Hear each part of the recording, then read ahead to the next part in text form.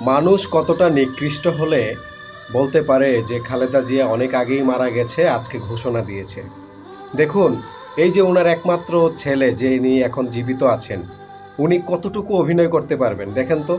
গতকালকের ওনার একটা ভিডিও কিংবা ওনার ছবি আর আজকের ভিডিও কিংবা ছবির সাথে ওনার চেহারাটা মিলান। এই মানুষটা কি অভিনয় করছিল আর আজকে অভিনয়টা হুট করে থেমে গেল? কখনোই না।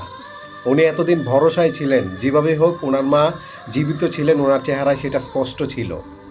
আর আজকে উনি বুঝেছেন যে ওনার কাছ থেকে, ওনার মাথা থেকে কত বড় একটা ছায়া চলে গেছে।